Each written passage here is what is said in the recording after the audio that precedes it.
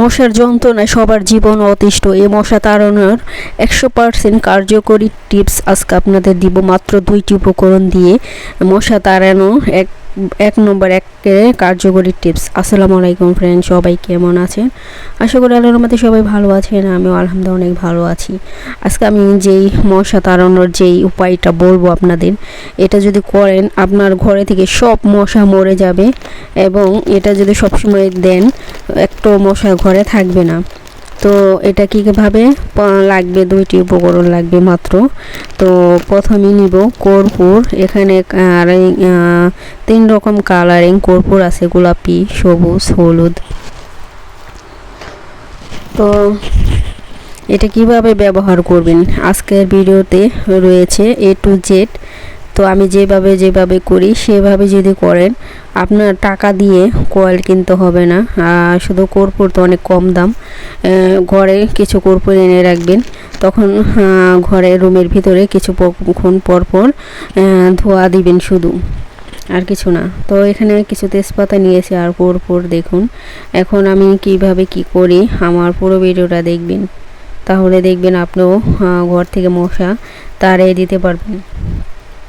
তো এখানে আমি তেজপাতা নিচে কয়েকটা, আর কর্পূরটা গুঁড়া করে নিতে হবে। আমি পলিথিন নিছি এর জন্য যে পলিথিনের ভিতরে আমি কর্পূরটা গুঁড়া করব। আর এটা কিন্তু আপনারা পাটায় বা মানে খাওয়ার জিনিসে গুঁড়া করবেন না, কারণ এটা যেটা ফেলে দিবেন সেটার ভিতরেই করবেন।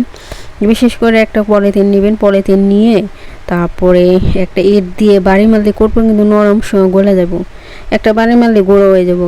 তো একটা ছোটো মোটো ইট নেবেন, ইট নিয়ে তারপরে পলিথিনের ভিতরে ভরে তারপর উপর দিয়ে কয়েকটা বাড়ি দিবেন, তখন কর্পূর গুঁড়ো হয়ে যাবে। তো অন্য কোনো খাওয়ার জিনিসের ভিতরে নেবেন না, যেহেতু এটা একটা মেডিসিনের মতনই। তো এই যে দেখুন, আমি প্রথমে একটা ধূপ জ্বালানো মানে একটা মাটির নিতে হবে। আপনার ঘরে যদি এরকম ধূপ জ্বালানো কোনো আতা না থাকে, তাহলে আপনি মাটির একটা কিছু হাঁড়ি নেবেন বা মাটির কোনো জিনিস, যে কোনো একটা জিনিস নেবেন যেটার মধ্যে আগুন তৈরি করে। আর এটা প্রথমে বাইরে জ্বালাবেন, ঘরে ভিতরে না। তারপরে যখন এটা ধোয়া হবে তখন এটা ধোঁয়াটা তখন ঘরে নিয়ে আসবেন। আগুনটা বাইরে থেকে জ্বালাবেন, তাহলে কোনো সমস্যা হবে না। তো এই যে দেখুন, তেজপাতা নিলাম, তেজপাতার নিচে আমি কয়লা দিয়েছি। তো কয়েকটা কয়লা দিবেন, কয়লা দিলে ওটার ভিতরে তেজপাতা নালে কয়লাটা চুলায় থেকে যদি ধরেন আপনি মাটি চুলায় রান্না করেন, লাকড়িতে রান্না কিন্তু অনেক কয়লা হয়, সে আগুনও একটা নিতে পারেন, ওইভাবে নিলেও চলে। আর এভাবে তেজপাতা উপর দিয়ে দিবেন, একটু আগুন ধরাই দিবেন। আগুন ধরাইলেই মানে এটা, আর তেজপাতা তো একটা সুঘ্রাণ আছে, দেখবেন আপনার ঘরটাও সুঘ্রাণ হবে। তো এই যে দেখুন, তেজপাতাটা আমি আগে জ্বালিয়ে নিলাম, কারণ এটার উপরে আবার কর্পূর দিব। কর্পূর কিন্তু একটু অ্যাসিড জাতীয়, আর এটা দিলে কিন্তু অনেক আগুন হয়। তো যখন তেজপাতাটা একবার নিভে যাবে, তো আমি তো প্রথম বুঝি নেই, এই জন্য মানে আগুনের ভিতরে কর্পূর দিয়ে দিছি, এই জন্য আগুন ধরে গেছে। পরে আবার নিভে যাবে, সমস্যা নাই। কিন্তু এটা আপনার বাইরে করতে হবে, ঘরের ভিতরে করবেন না, কারণ সাবধান হয়ে তারপরে কাজ করবেন, আগে থেকে সাবধান হয়ে। কারণ কর্পূরের ভিতরে আগুন দিলে মানে কর্পূরের মধ্যে অ্যাসিড আছে, সেজন্য মানে দিলে আগুনের মধ্যে দিলে ও আগুন ধরে যাবো আর কি। তো যাদের মশা কম বেশি সব জায়গায় আছে, বিদেশে বলেন দেশে বলেন, তো আমাদের এখানে গরমের মধ্যে মশা লাগে না, কিন্তু শীতকালে মশা লাগে।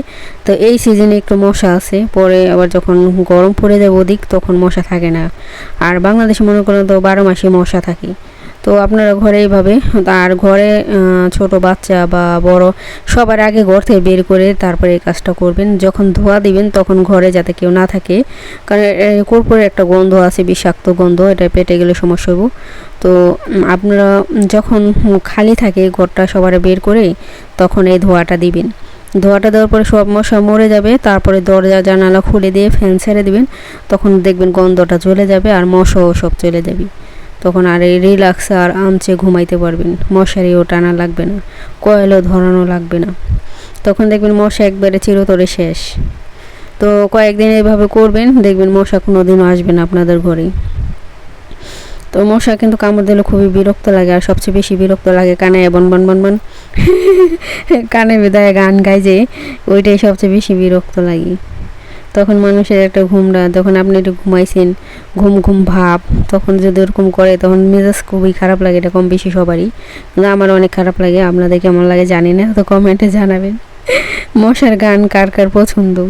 মশা যে বুন বুন বুন বুন করে একটা গান গায় কানের ভিতরে, তো এটা কি কারো পছন্দ যদি হয়ে থাকে কমেন্টে সবাই জানাই দিবেন।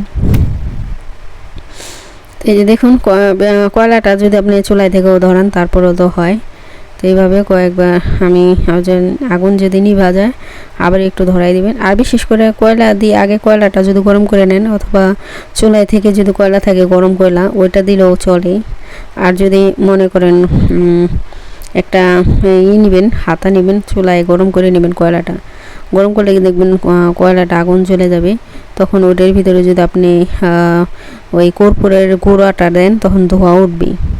ওই ধোঁয়া উঠলেই তখনই আপনি ওই ধোঁয়াটা ঘরে দিবেন। ঘরে দিলে যখন ঘরে দিবেন দরজা জানালা বন্ধ করে নেবেন, যাতে মশা মরে।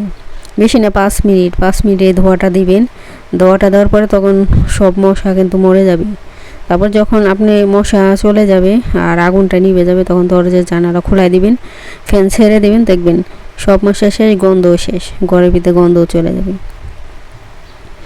তো যাদের বেশি মশা, অতিরিক্ত মশা যন্ত্রণা, তারা করতে পারেন এটা 1 নম্বর কার্যকরী টিপস। এই টিপসে যদি ব্যবহার করেন, আপনার ঘরে একটাও মশা থাকবে না, সব মশা নির্মূল হয়ে যাবে, মরে যাবে।